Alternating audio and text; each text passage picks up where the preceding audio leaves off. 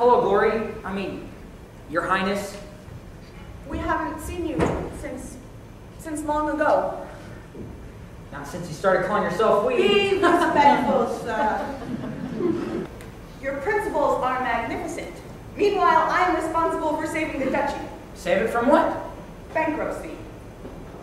What's the honorable course now?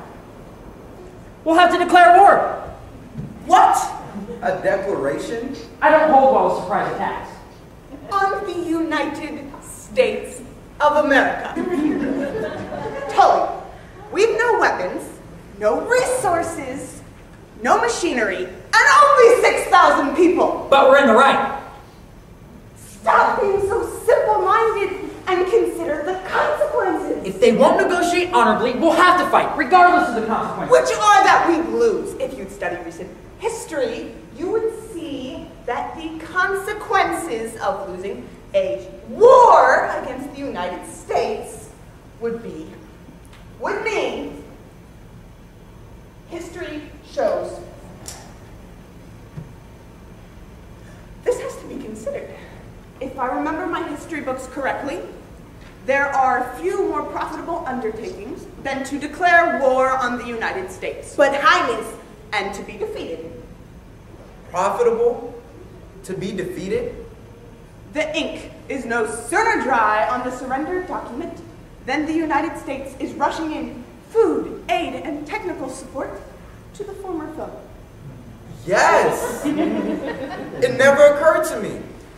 That's what they do. In order to keep from crushing the former adversary's economy, they extend the most generous credits and favorable trade agreements. And that's just the beginning. So we will declare war on Monday, be vanquished Tuesday, and be rehabilitated out of our wildest dreams by Friday. At ease! Men of Grand Finnick, I have brought you to the heartland of the enemy. We are in New York City. So far as I can tell, our exact location is the intersections of the roads Broadway and number 161.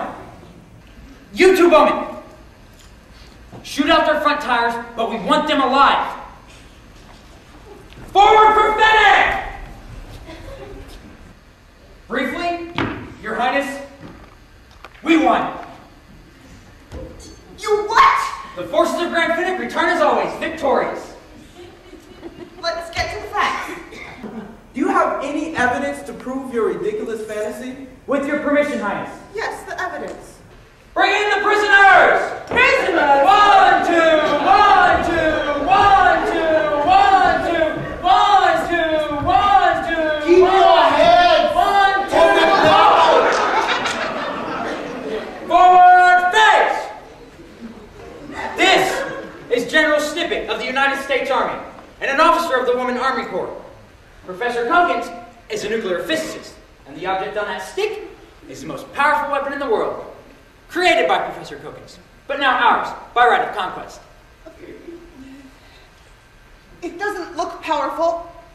I'll examine it. No, don't touch! Silence! You blow up everything.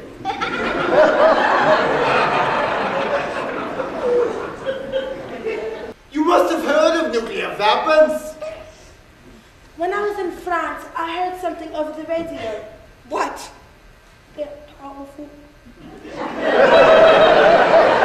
You deserve the most severe reprimand, impeachment, exile. Wasn't I supposed to win? What did you want me to do, lose? You keep questioning us! Privy Council will have to consider the situation. Perhaps you would like to escort your mother home.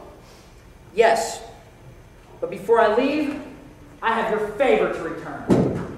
If you remember, whenever you gave it to me, I said I'd do my best. By your leave, Highness.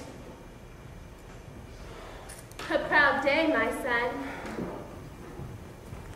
Outrageous upstart. Getting too big for his boots because he won a war. It was expressly to lose that war. Yes, but he didn't know it. I had used to dream that we'd lost, and all that aid was pouring in from America. What are we to do now?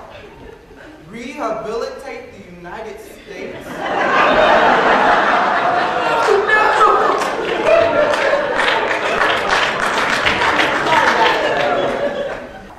You will accept whatever heartache and disappointment for a more appropriate match, and you will endure this marriage for the sake of your country. Meaning?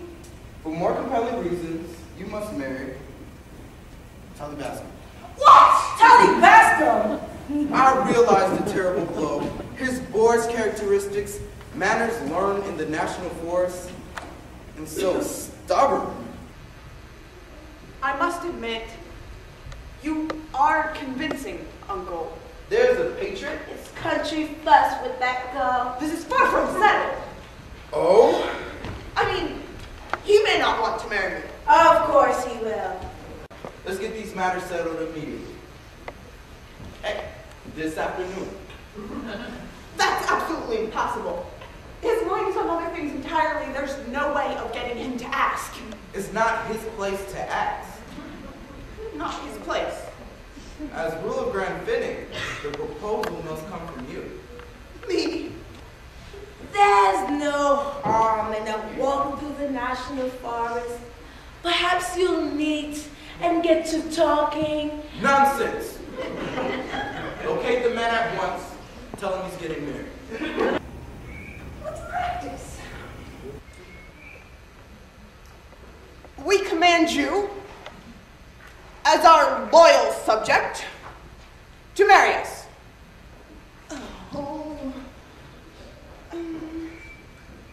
We suggest you marry us. Marry me. Won't you please marry me?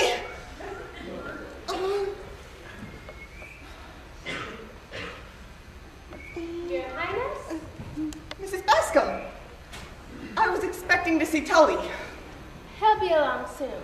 Or would you like to leave a message? No, I'd better speak to him myself. Mrs. Bascom, please don't think me rude, but how did Mr. Bascom go about proposing?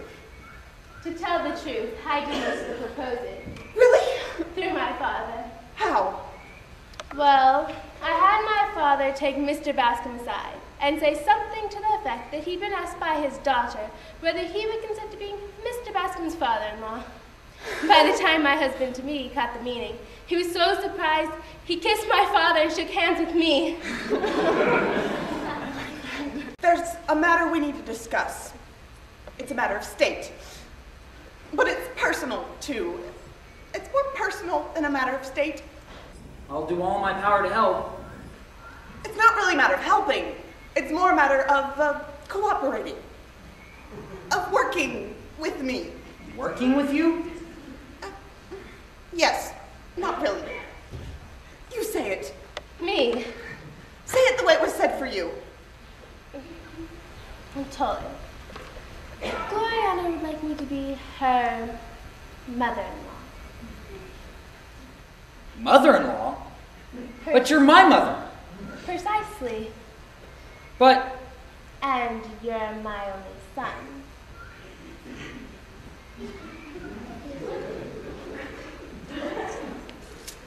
Mother! Glory, my mother accepts humbly, her son proudly. Oh, Tully! Maybe now we can discuss our plans. It doesn't matter. There's no more bomb. That's not true. Of course there's a bomb. No. Professor Gogi's got to it. I know he did.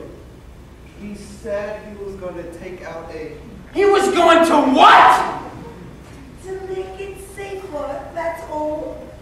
In spite of this man's insane attempt to keep me from getting near the bomb, I got there anyway.